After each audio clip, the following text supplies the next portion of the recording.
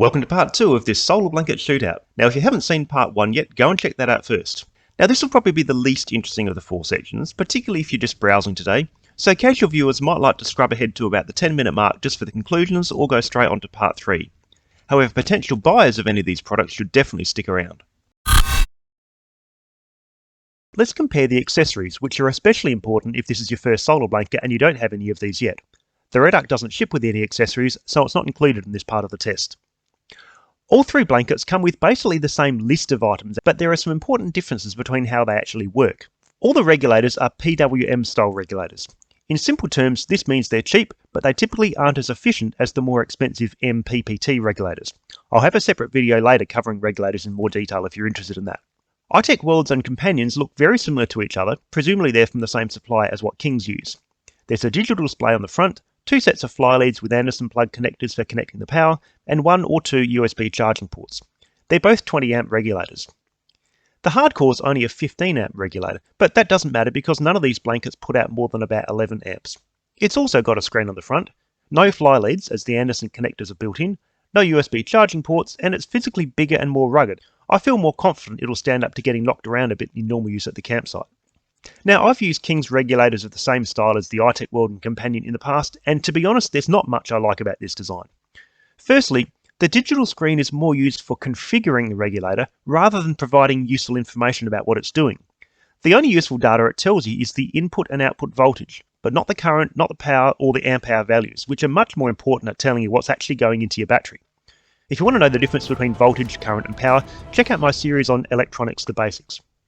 Unfortunately, instead of offering useful data, these regulators offer obscure configuration options that I find completely useless, such as how many hours in the day you actually want the controller to run. I mean, unless you're at the North Pole in July with 24 hours of sun and overflowing batteries, I'm pretty sure most people are going to want their controller running whenever there's some sun.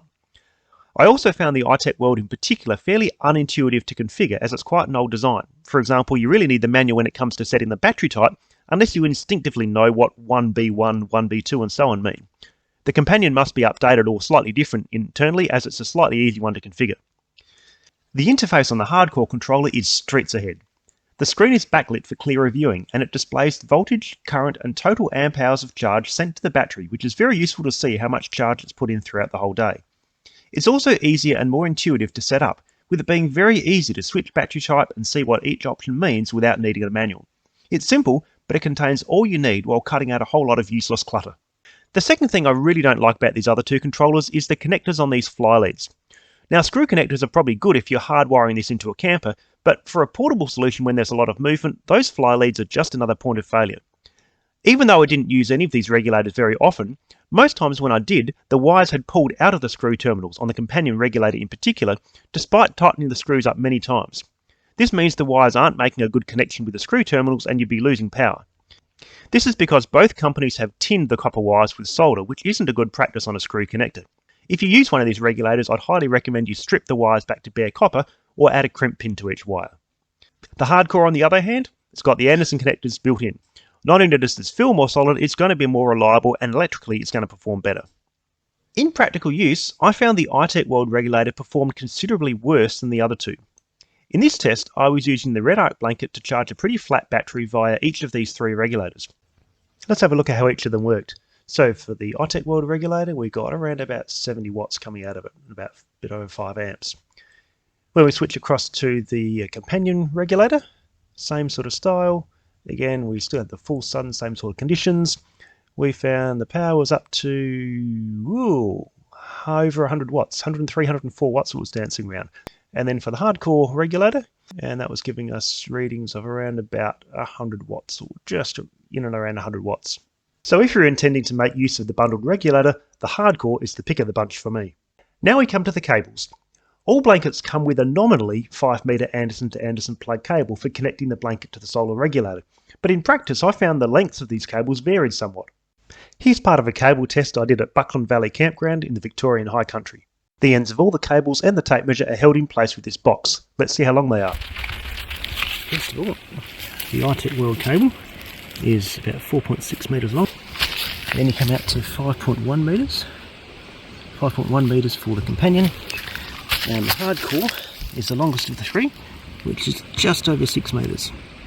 To be honest, I find in the real world that a 5 metre cable really isn't long enough for a portable solar solution. It's only just enough to get out of the shadow of your caravan or camper, and then you need some extra length to keep it in the sun as the shade moves over your campsite during the day. This is why I normally use a 10 metre cable, sometimes with an extra one attached to it as well. The iTechWorld and Hard Korr also have a Velcro strip to keep the cable neatly wrapped up in storage, while the companion doesn't have one. I don't really use these, but I'll mention them in case they matter to you. At first glance, the iTechWorld's black and grey arrangement looks nicer than the Hard Korr's thinner, plain black strip. However, surprise surprise, the Velcro strips on the iTechWorld are the same as what King's cables use, and again that spells trouble. The issue this time is that the main part of the Velcro strip is held onto the cable via these almost ribbon-thin strips of material on each end. Having used King's cables for a few years now, I know that these thin bits of material break fairly quickly in normal use, and the rest of the strap falls off and becomes a throwaway item.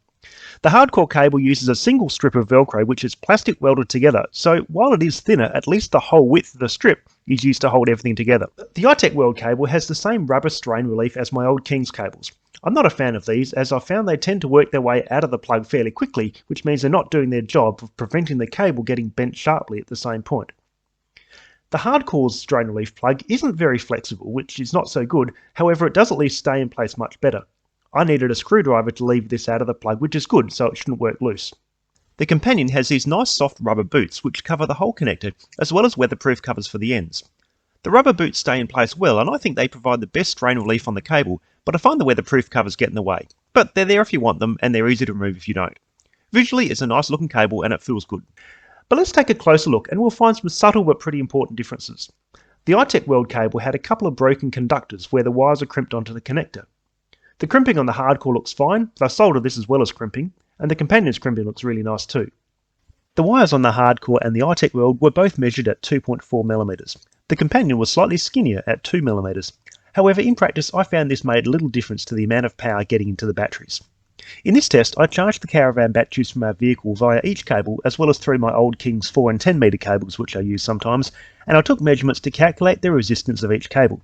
Now this wasn't a perfect test for a number of reasons which I won't go into, and I'm actually only including it at all because I needed to support a second and more useful test which I did, so don't take too much notice of these absolute figures.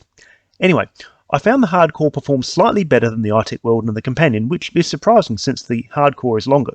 The King's cables performed the worst, especially the 10 metre cable. After we returned, I did a second test charging the same caravan batteries from a 300-watt solar blanket, and I measured how much power got into the batteries through each cable.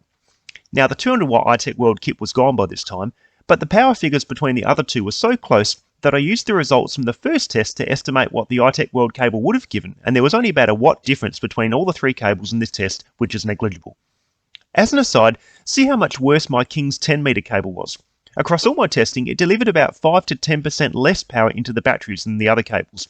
So if you're looking to get a longer cable in particular, make sure you get one with an AWG rating of 12 or lower, otherwise you're just wasting power. A lower number means a thicker cable. Because of the Hard Korr's good performance and extra length, I used it in most of the tests I did. The only criticism I'd make of the Hard Korr is that, perhaps because it was so well used, by the end of the testing the rubber insulation had pulled out of the strain relief at both ends. But anyway, the Hard Korr definitely has got the best cable out of the three, and I'd probably choose the companion ahead of the iTechWorld for its extra cable length and better strain relief. And lastly, the Anderson to alligator clip cables. Like the Regulators and cables, the iTechWorld's clips appear identical to what King's uses. They're metal, which is good, but concerningly there were some broken wires at most ends where the insulation had been stripped back. The crimping of the wires only from one side, which isn't quite as good as crimping in from multiple sides like the others do. All of this means slight power losses and a shorter service life. The conductors are about 2mm thick, the whole assembly is about half a metre long, which is adequate, and the clips open up to about 30mm, which is big enough to get onto most battery terminals. The Hard Korr looks different and it's a lot longer. It's 1.6 metres from end to end, and generally speaking, a bit of extra cable length in the field is a really good idea. The clips are also metal, but they feel more solid and upmarket than the iTechWorld's. The soldering's done well here with no broken wires.